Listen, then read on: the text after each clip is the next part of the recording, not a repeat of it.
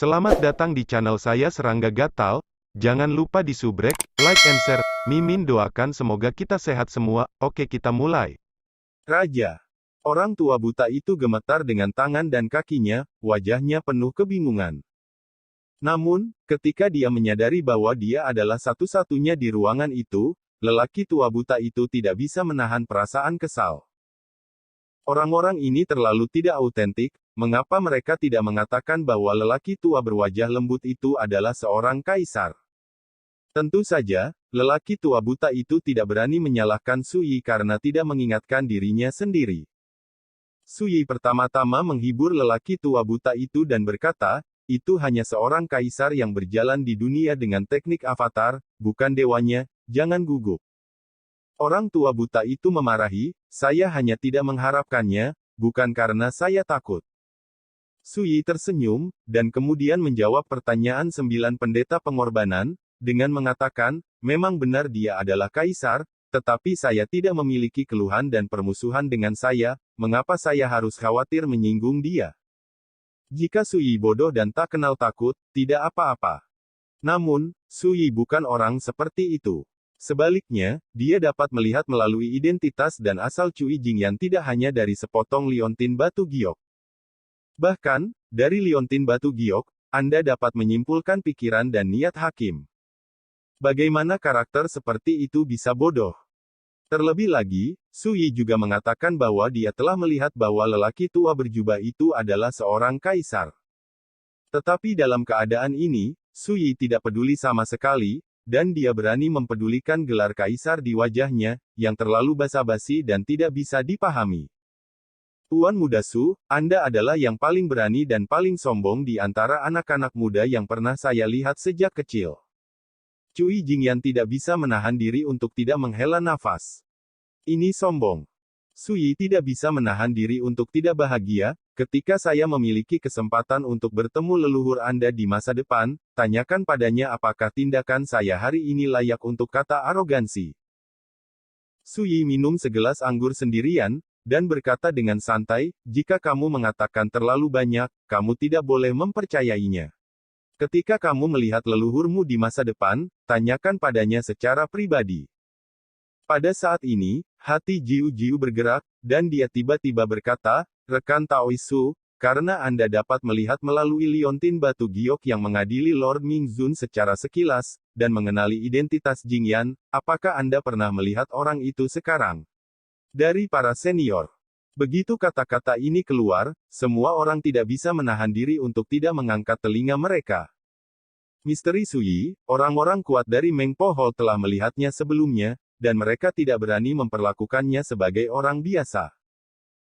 Dan inilah yang membuat mereka penasaran. Pihak lain tidak mau memberitahu, jadi lebih baik jika kamu tidak bertanya.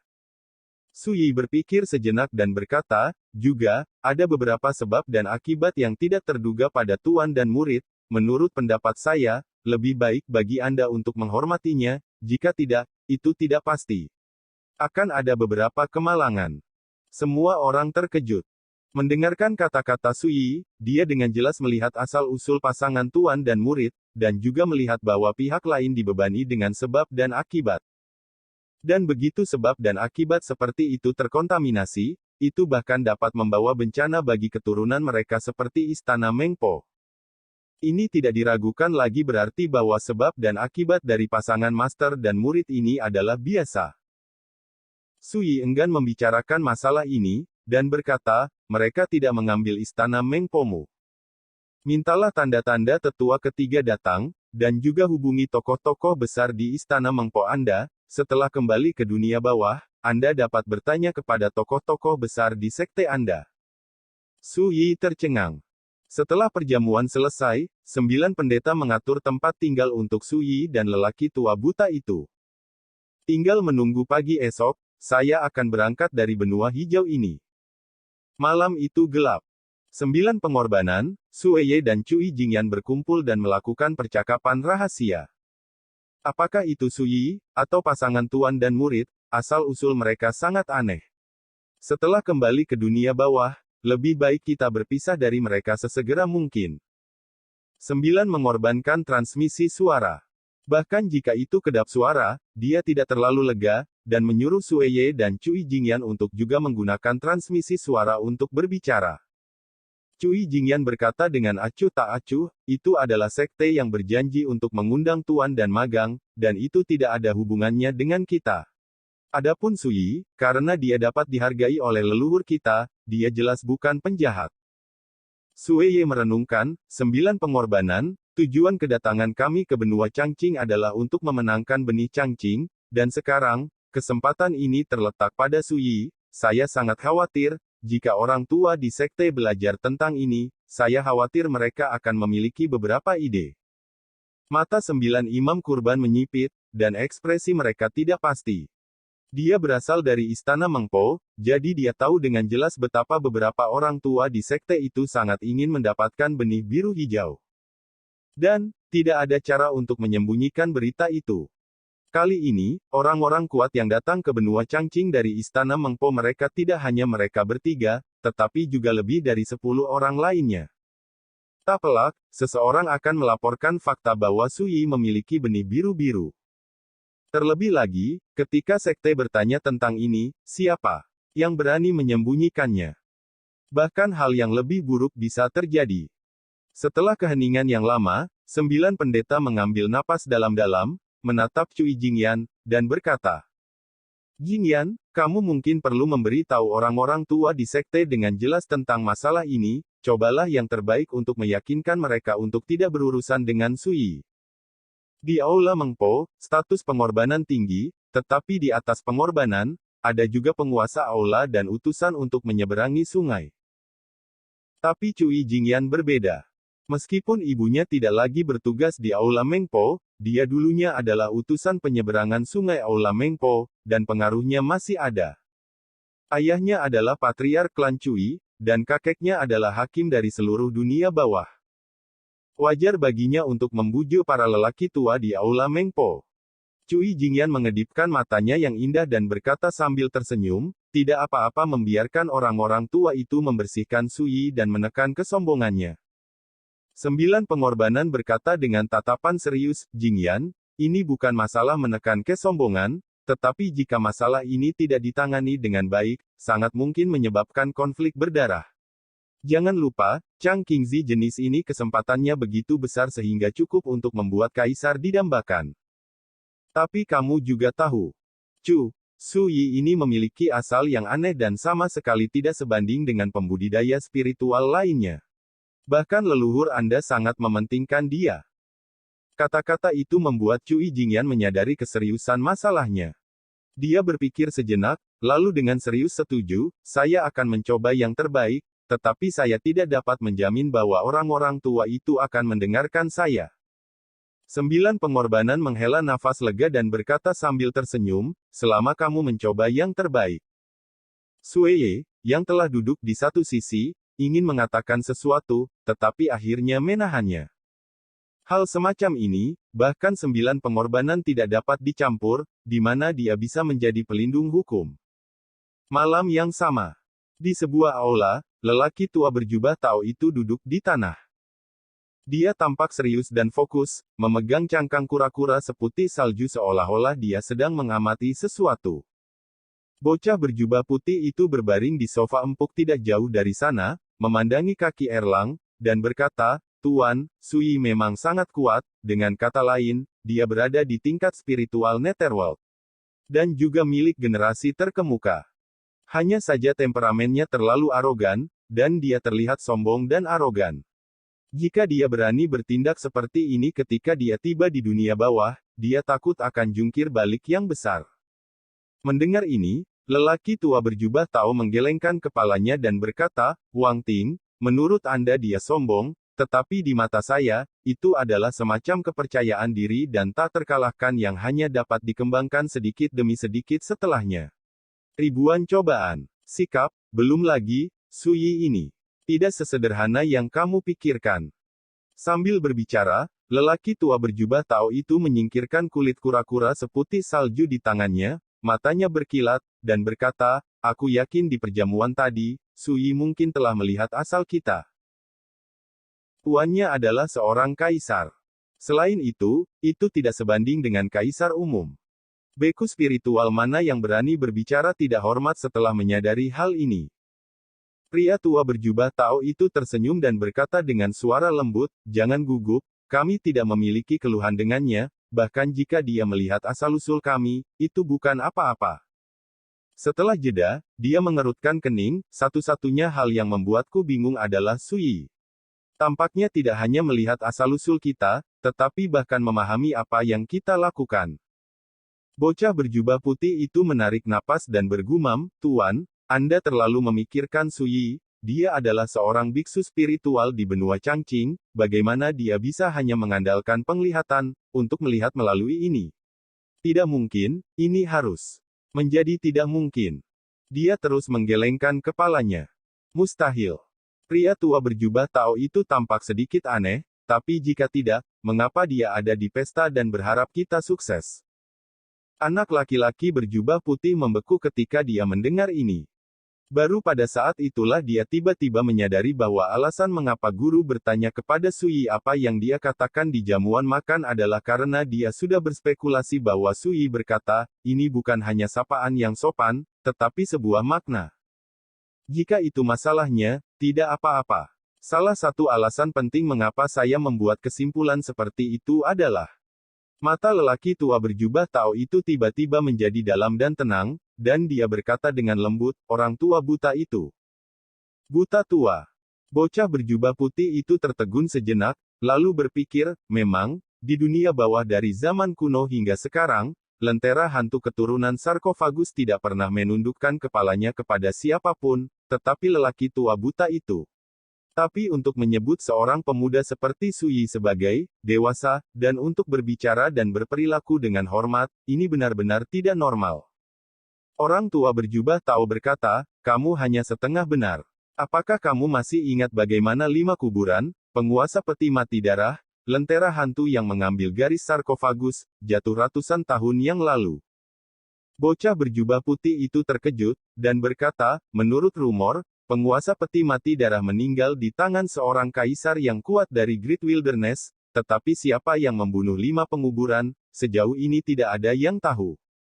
Orang tua berjubah Tao memiliki pandangan yang halus, dan berkata, "Siapa yang membunuh 5 penguburan dan mengapa mereka mati? Memang ada pendapat yang berbeda, tetapi sejauh yang saya tahu, orang yang membunuh peti mati darah itu seharusnya Suan Junjian, murid tertua Tuhan, dan sekarang penguasa, Liga Suanjun, yang telah mengguncang gurun besar. Bima. Dharma. Nama ini tampaknya memiliki kekuatan sihir yang mengejutkan, membuat tubuh bocah berjubah putih itu kedinginan dan pikirannya terguncang, benar-benar terkejut dengan kebenaran ini. Jika berita ini bocor, itu pasti menyebabkan gempa bumi besar di dunia bawah. Anak laki-laki berjubah putih bergumam. Bima, seorang kaisar perang legendaris yang menjadi terkenal sejak lama. Di Belanda, nama Bima dikenal oleh semua kekuatan besar di dunia. Karena tuannya adalah Master Pedang Suanjun. Dalam keadaan seperti ini, jika kekuatan besar di Belanda mengetahui bahwa penguasa peti mati darah mati di tangan Bama, orang dapat membayangkan kehebohan besar yang akan terjadi. Mereka yang seharusnya mengetahui berita ini sudah mengetahuinya, dan mereka yang tidak seharusnya tahu, saya khawatir mereka tidak akan mengetahuinya dalam hidup ini. Pria tua berjubah Tao itu menghela nafas. "Tuan, apa hubungannya berita ini dengan Sui?" Bocah berjubah putih itu bertanya, "Apakah itu Bima atau Master Pedang Suanjun? Mereka terlalu jauh darinya, dan tidak ada bedanya dengan mendengarkan mitos dan legenda ilusi."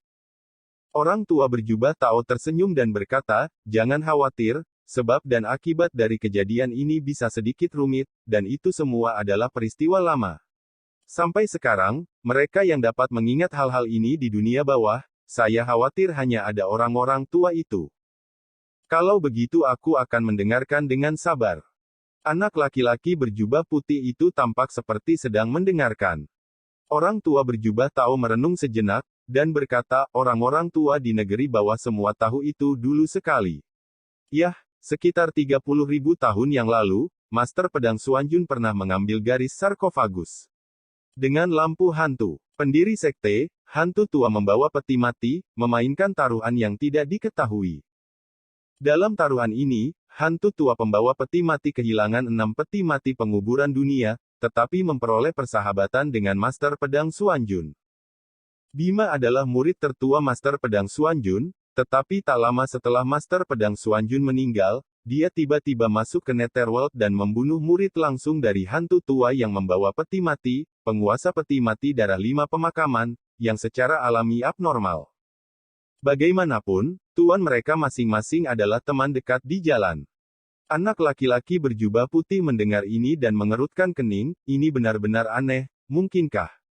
Bima curiga bahwa kematian tuannya Master Pedang Xuanjun ada hubungannya dengan lampu hantu yang mengambil sarkofagus. Pria tua berjubah Tao itu mengangguk dan berkata, memang ada kemungkinan seperti itu, tetapi ada kemungkinan lain. Matanya memancarkan warna aneh. Di Belanda, sangat sedikit orang yang tahu bahwa ketika Master Pedang Xuanjun memasuki Netherworld, dia sedang mencari rahasia, samsara, yang ada dalam legenda. Dan di Netherworld, satu-satunya yang paling mungkin mengetahui petunjuk dari rahasia reinkarnasi, hanyalah segelintir orang tua, di antaranya hantu tua pembawa peti mati. 500 tahun yang lalu, Master Pedang Xuanjun meninggal tiba-tiba, yang menyebabkan kejutan di dunia, meskipun ada desas-desus bahwa Master Pedang Xuanjun sedang mencari jalan yang lebih tinggi, dan sedang berkultivasi. Ada masalah dengan lingkungan dan sayangnya dia mati. Tapi di Belanda, ada desas-desus yang sama bahwa Master Pedang Xuanjun sangat mungkin dia memasuki siklus reinkarnasi 500 tahun yang lalu dan bereinkarnasi dan dibangun kembali. Berbicara tentang ini, lelaki tua berjubah Tao itu terlihat semakin aneh, dan suaranya memiliki jejak fluktuasi emosional yang tak terkatakan, yang tampaknya menakutkan dan merindukan. Itu sebabnya saya pergi mencari Lord of the Blood Coffin. Pria tua berjubah Tao itu mengangguk dan berkata, ini adalah kemungkinan lain yang saya katakan. Ekspresi anak laki-laki berjubah putih itu berubah, dan dia berkata, tapi, mengapa Bim membunuh Tuan Peti Mati Darah? Pria tua berjubah Tao menggelengkan kepalanya dan berkata, sulit untuk berspekulasi. Setelah jeda, dia berkata, keluhan dan desas-desus ini semua adalah hal-hal lama dari masa lalu. Jika Anda ingin mendapatkan jawaban yang jelas, saya khawatir hanya orang tua buta yang tahu. Bocah berjubah putih itu kemudian mengerti mengapa tuannya langsung bertanya bagaimana Tuan Peti Mati Darah itu mati setelah mengenali identitas lelaki tua buta itu malam ini. Ternyata ada rahasia yang begitu menakjubkan. Siapapun pasti akan berpikir tentang cara membalaskan dendam tuannya. Tanpa diduga, dia muncul di benua Changqing ini, dan dia juga mengikuti seorang pemuda bernama Suyi, memanggilnya dewasa, seolah-olah dia memperlakukannya sebagai senior. Tidakkah menurutmu ini terlalu tidak biasa? Wajah bocah berjubah putih itu tiba-tiba berubah, seolah-olah dia menyadari sesuatu. Dia kehilangan suaranya. Nama keluarga Master Pedang Xuanjun adalah Su, maka Suyi juga bermarga Su, dan Master Pedang Xuanjun pergi ke dunia bawah untuk menjelajahi rahasia reinkarnasi. Tuan, mungkinkah Suyi adalah? Sebelum dia selesai berbicara, lelaki tua berjubah Tao menggelengkan kepalanya dan menyela, seharusnya tidak mungkin. Bocah berjubah putih tercengang, tidak mungkin. Pria tua berjubah Tao menghela nafas, saya juga sangat bingung, karena Master Pedang Ruo Xuanjun benar-benar bereinkarnasi 500 tahun yang lalu, dan sekarang, dia seharusnya berusia 500 tahun. Ini saja sudah cukup untuk membuktikan bahwa Suyi ini tidak bisa menjadi reinkarnasi dari Master Pedang Xuanjun. Mendengar ini, bocah berjubah putih itu menghela nafas lega dan berkata, untungnya, itu tidak benar, jika tidak, itu pasti menakutkan. Kebenaran seperti itu memang terlalu luar biasa. Jika tersebar, saya khawatir tidak ada yang akan percaya. Lagi pula, yang terlibat bukan hanya apakah Master Pedang Xuanjun bereinkarnasi, tetapi juga rahasia reinkarnasi yang hanya ada dalam legenda. Siapa yang akan percaya bahwa rumor yang hampir tidak ada ini akan benar-benar menjadi kenyataan? Siapa yang akan percaya bahwa seorang remaja di benua Changqing akan terkait dengan Master Pedang Xuanjun yang mistis dan rahasia reinkarnasi? Segera, dia menggelengkan kepalanya dan berkata, namun, ini tidak ada hubungannya dengan kita, dan tidak perlu memikirkannya. Bocah berjubah putih itu berkata dengan keyakinan yang dalam, Tuan berkata dengan sangat baik, tidak peduli berapa banyak rahasia yang dia miliki tentang Sui, itu tidak ada hubungannya dengan kita. Pria tua berjubah Tao menghela nafas pelan, salah, dia telah melihat asal kita, dan tampaknya menyadari apa yang kita lakukan, kita tidak bisa acuh tak acuh.